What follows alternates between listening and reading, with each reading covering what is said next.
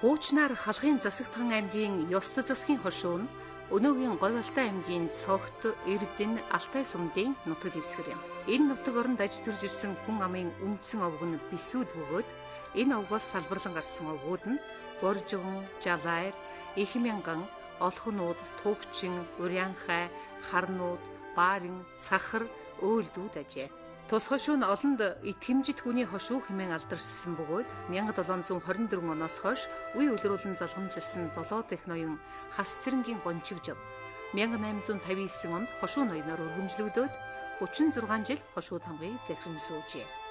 Тэрбээр Бадаргуулт төрийн 21-р он буюу 1895 онд бие тэнхээ чилээрхсний учир албан өгч түүний ахмад хөвүүн Даш цэрэн Бадаргуулт төрийн 22 дугаар он буюу 1896 онд засаг улсад туслагч гүнээр залгамжлагдсан байна. Ард олноо тойлгүн хэмээн хүндлэгдсэн Даш цэрэн итгэмжит хүний хошууны сүүлчийн ноён бөгөөд тухайн цаг үеийн нэртэй хуульч хүн байжээ.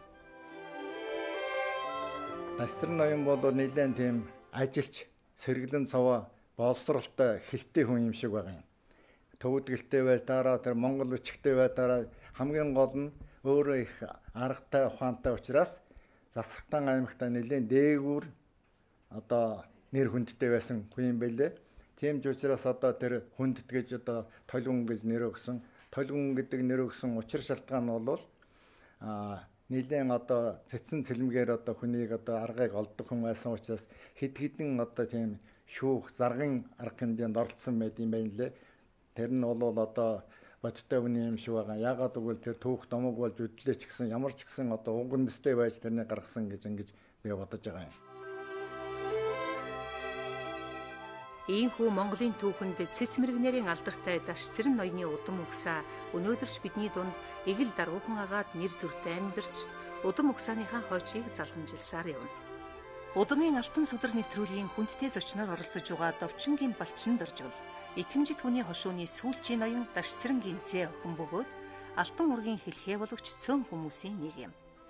Ийм сонин түүхтэй ховор хүнийг нэвтрүүлэгтээ оролцуулж үзэгч танаад төлөвлөж байгаа маань их аз завшаан гэлтэй. Балчин Доржигл Даш цэрэн ноёны охиноос гарсан үр удам учраас саран удмын хүн юм. Түүний алтан ургийг дээд үеийнхнээс нэрлвэл хулан цөвөө хас цэрэн нь 1832-оос 1859 онд, Элен цөвөө гончигжав нь 1859-оос 1895 онд, өвөг эцэг Даш цэрэн нь 1896-аас 1923 оны хүртэл тус тус хошуу ноёноор сууж байжээ. Өдгөө Даш цэрэн ноёны уг удмыг залгамжилсан 7 дахь үеийн үр удам нь өнөр өтгөн сайн сайхан аж төрж байна. Миний ээж ноёны охин шүү дээ. Талин ноёны 2 дугаар охин байхгүй юу? Би бол өөрийгөө бол үнэтэй хүн гэж бодож авдаг тий. Би бол яста миний гарал үүсэл миний их эцэг аль аль нь бол яста мундаг гарал үүсгтэй. Монгол хүн бол ер нь уугуудмал гэдэг шүү дээ.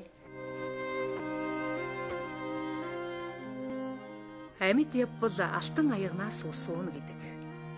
Балчин Доржигл өвөг эцэг эмэг их болон налц авг нар нь 1930-аад оны хэлмэгдүүлэлтийн хар салхинд өртөж амьдралын хатуу хайрыг биш хүдээл нэг үзэж хүний санаанд багтамгүй зовлон зүтгүүрийг даван туулж явсаар үр удмаа хамгаалан авч үлдсэний нэг бол Довчингийн Балчин Доржигл юм. Миний ээж гэлжсэн. Сайхан цаг ирлээ дээ. Энэ сайхан цагт миний одоо Ахтаа амрагсатын үр хөвгдөд зөмөр байсан бол энэ сайхан цагийг үзвэчтэй гэж хүртэл миний ээж гэлжсэн. Энэ сайхан ардчил гарснаас хойш одоо ингээд уугуудам судар энэ бүх юмаа одоо түүхэн ярьдаг, хэлдэг, номоо гаргадаг одоо ийм боллоо шүү дээ. Миний өвөө бол 8 дахь удаагийн ноён юм байна лээ. Манайхан бол ерөөсөө Чингис хааны 15 дахь удаагийн одоо алтан ургийн улсуудын байна лээ миний өвгүүдэн. Тэр Сэршинжилээр хунтайж гэдгийн одоо хүүхэд байсан юм да манай Элен цөвөө. Тий, гончигжов. Тий. Гончигжов бол одоо Бадаргуулт төрийн ноён байсан хүн байна лээ. Хатан бол одоо нэрийн одоо нутгийнхаа бол дандаа маамал гэж авгаалдаг гэсэн гинлээ увсаас хатан суулгасан юм байна лээ шүү дээ. Өвөө Дашцэр бол ховдоос хатан суулгасан байгаа Самжуу гэж Төмөн Үзий тайжийн охин Самжуу гэж хүн байсан юм байна лээ. Архиваас гарч ирсэн дээр тий. Тэр миний эмээ бол өстой ааш зан энэ тэр бүх юмараа ноён хүний одоо эхнэр байж болох юм гэдэг дотоод яамнаас хүртэл бичигэрж исэн юм байна лээ.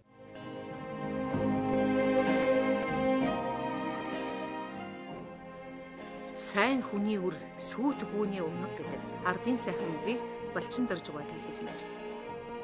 Тэр Дашцэр ноёны 2 дугаар охин Балжид Сүрэнгээс төрсөн сургуульчид гаралтай ноёны зээ охин бөгөөд өдгөө 80 гарсан ануухан буурал 5 сайхан хүүхдийн ижи түүхэнд гавьяатай хүний үр ийм нэгэн буурай удам судрынхаа хүүхд түүхийг ач хүчнэртээ хуучлан инх тонх чаргацсан. Балчин Доржигой өвөг дээдсийн туулж ирсэн амьдралын түүхээс хуучлахтаа үе үеийн хоолойн зангирч хэдийгээр өвөг дээдсэн цагтаа тайж ноёд байсан ч гэлээ. 1930-аад оны хэлмэгдүүлэлт тэдний уг удмынхныг тойрч гараагүй. Бага хүүхэд байхдаа Балчин Доржигой хатуу бэрх цагийн зовлон зүтгүүрийг амсаж явсан нь нүдэнд нь харагддаг бололтой.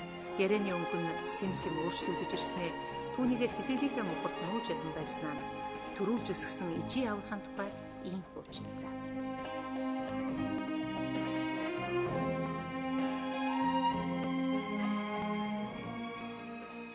Тэр Дамбижаа гэдэг айхтар хүн байсан гинлээ. Оргодол хүн.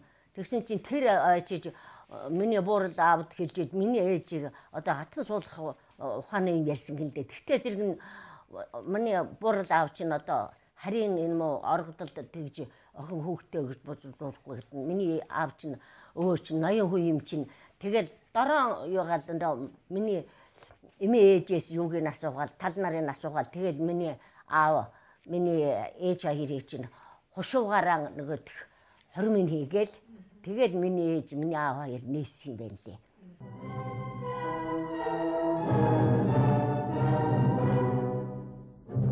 Тэгээд Дамбижаа чинь өрх болгоноос одоо баг болгоноос хоёр өрх тасалж майжингийн ууланд авчихсан юм байна лээ штэ.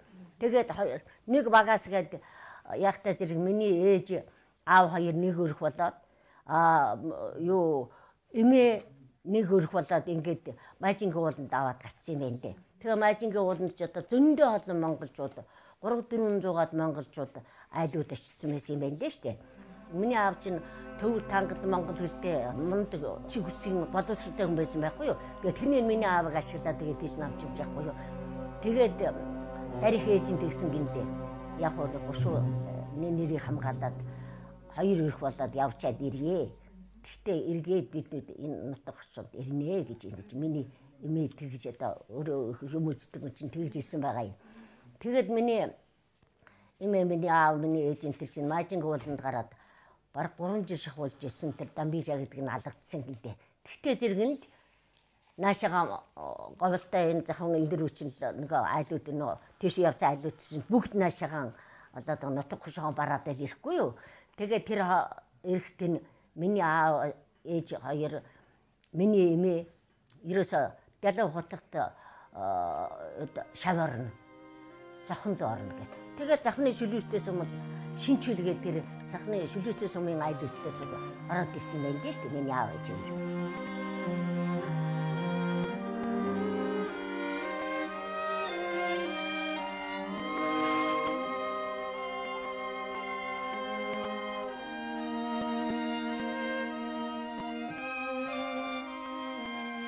Энэ бол миний аав ээж хоёр. Тий. Энэ миний ах, энэ миний дүү, энэ миний игч, энэ би байна. Тий.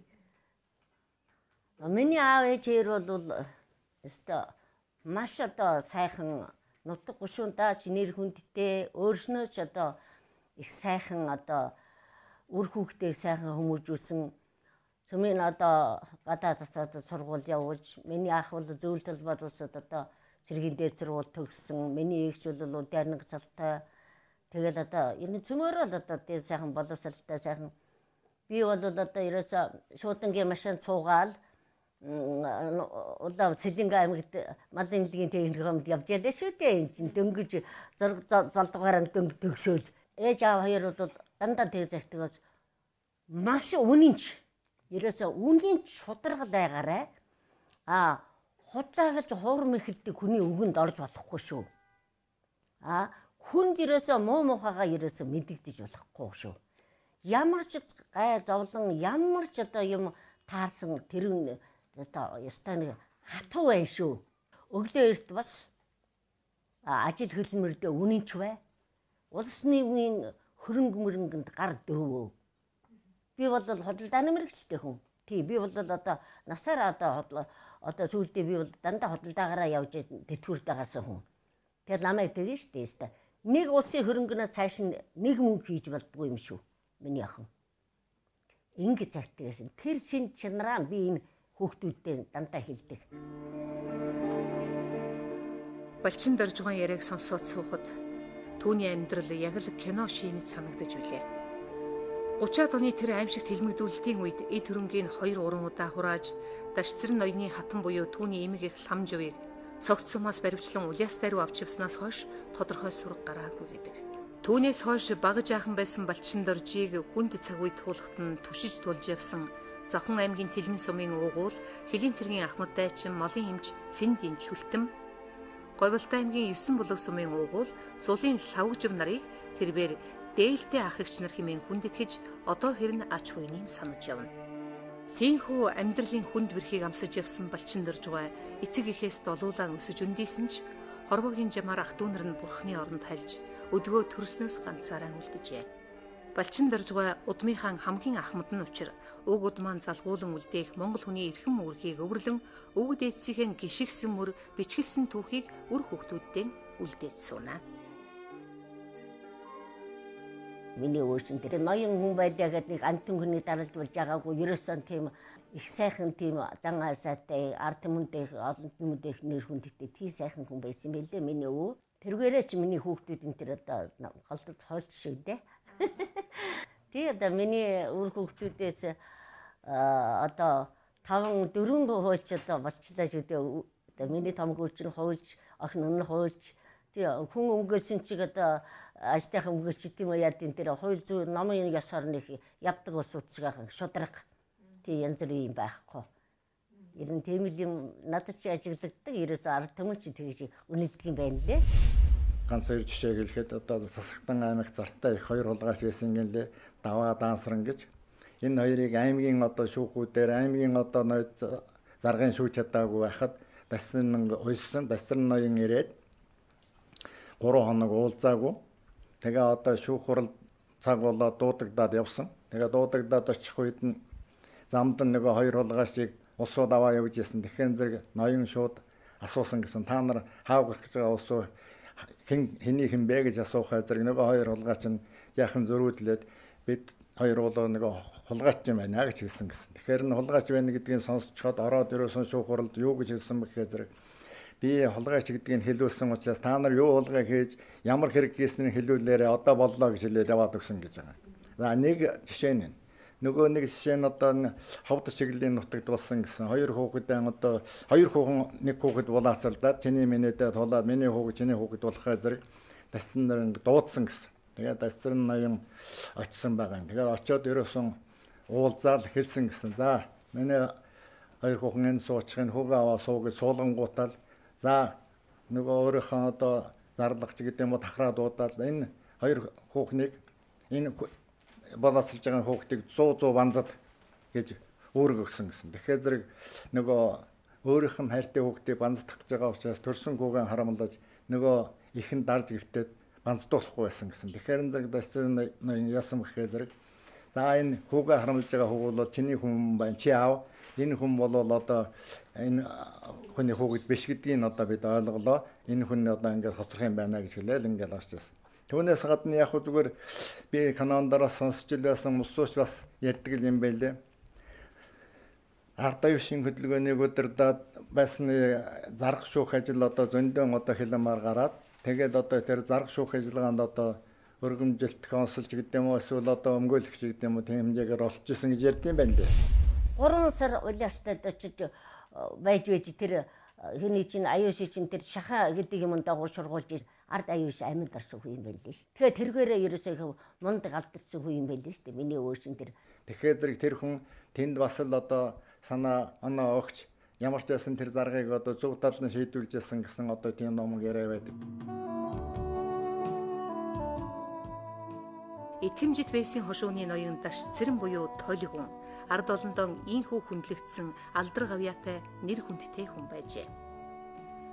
Түүхийн хуудсыг сөхвөл энэ нутаг хошуу болоод эзэн ноёных нь нэр ус баларч бүдгэрсэн тал байдаг. Энэ нь нутгийн олон нь ард иргэддээ ээлтэй ноёноо ихэд хүндэтгэж өргөмжит цолоор нь авгаалдаг байснаас болж итгэмжит байсан хошуу Даш Цэрэн ноён гэдэг энэ хоёр нэр орхигдож хүндэрсэн байх талтай учир хошууныхаа тэмдэглэлд ойгоор нутгийн түүх судлаачид энэ эндүрлийг засан сэргээх ажил хийж байна.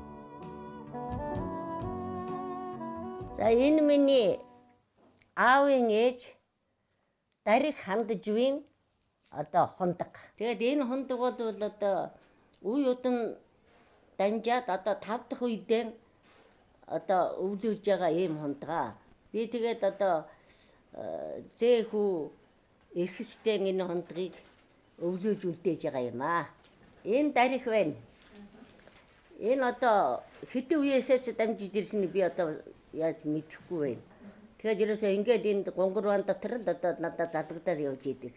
Тий, бас л тэр Дарихын тий эдэж хэрглэж исэн юу байгаа. Тэгэл одоо хүүхч жууд айлах юм уу одоо ингээ янз бүрийн болготод энэгээр надад адс аваад одоо би хүртэл энэ жоохон багтаа хүзэнтэй бас зүгэл адс аваад ингэж явдаг байсан.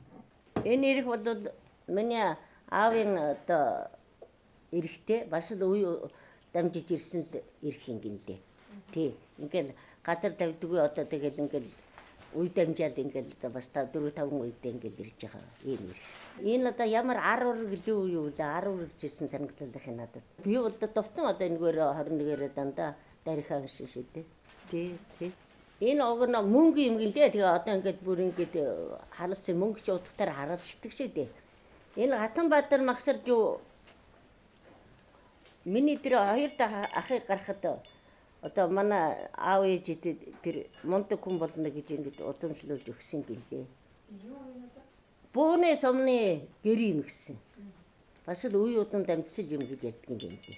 Зүгээр энэ одоо нэг хутга байна. Энэ одоо миний аавын хутга. Энэ мундаг идэлсэн байгаа биз? Одоо тэгээд энэ одоо тэр сайхан гитутга мутга юмнууд би өөдөг үедээ одоо тэгээд алдчихсан юм аа. Тий. Тэгээд одоо энэ хутга нь ингээд үлдчихсэн байгаа юм. Тэгэл би цагаан сараар нэг ууцсан дараа тавьдгийг. Ийм бодол нь одоо миний аав идэж исэн хутга байгаа юм. За энэ үе дамжиж ирсэн шатар байгаа юм.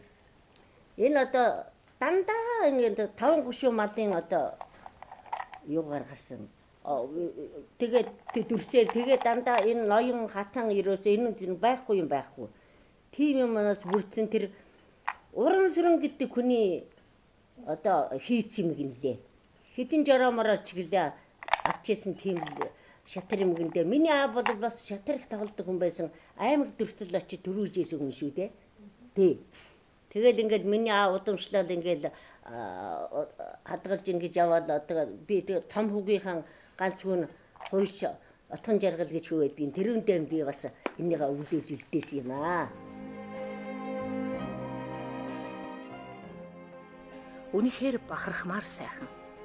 Тэд ийм гайхалтай хүний удам угсааг залгуулж байгаа азтай хүүхдүүд юм. Өвөг дээдсийнх нь буян шингэж хэдэн үе дамжиж ирсэн эд зүйлийг гартаан барьж бурхандаа залчгаад бид чинь ийм л хүний үр удам шүү дээ гэдгээ мэдэж явхаас илүү эрхэм зүйл гэж юу байх вүлээ. Энэ бол Балчин Доржгойн үр удамдаа дамжуулж байгаа бахархал юм да.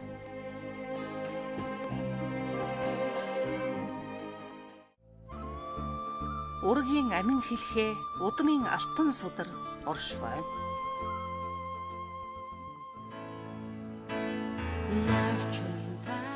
Балчин Доржгойн амьдралын бас нэг сонирхолтой түүх нь ард олны дунд навчин тамгатай хээр гэдэг нэрээр төгсөн ийм нэгэн сэтгэл дууны шүлгийг зохиосон түүх юм. Уг нь бол зохиолч хүн биш л дээ. Энэ дуу хэрхэн бүтсэн түүхийг Балчин Доржгойн өөрийнх нь нэрээр үзэгч хамтургуул сонирхолгүй. Миний ээж бол айгүй гоё дуулдаг хүн байсан. Чигтэйхэн гоё дуулна. Тэгээ нөө хуучиргээд нэг ингэ татдаг тэрний татдаг хүн байсан миний ээж. Тэгээд ээжийнхэн тэрний дуурайсан юм би ерөөсө дуунд их дуртай.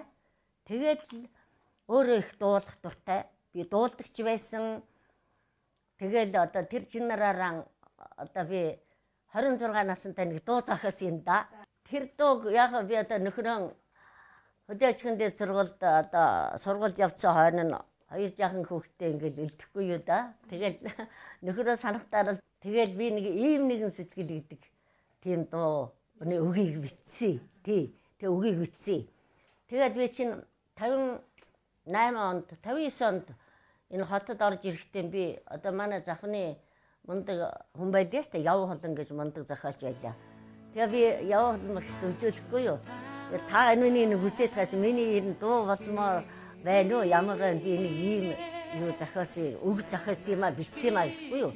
Тэгсэн чинь яв холон үзчихээд стена залуу хүний сэтгэлээс гарсан үг байна да миний дуу.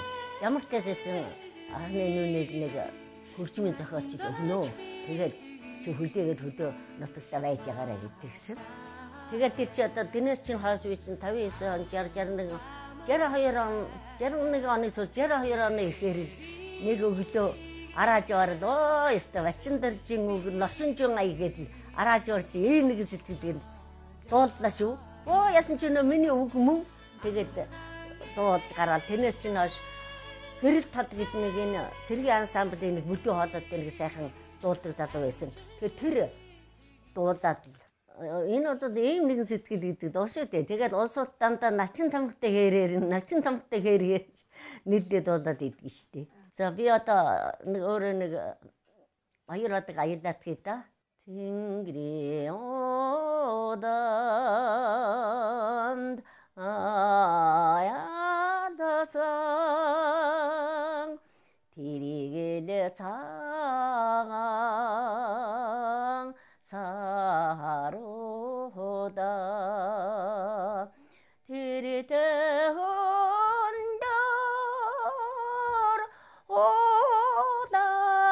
оландан тэглэж үгүй сэтгэлүүхүдэ навчан таммагада хэриген наймаж битги солохор намайгангисэм сэтэглэ насанда житги маратаре ингэж золдсон да.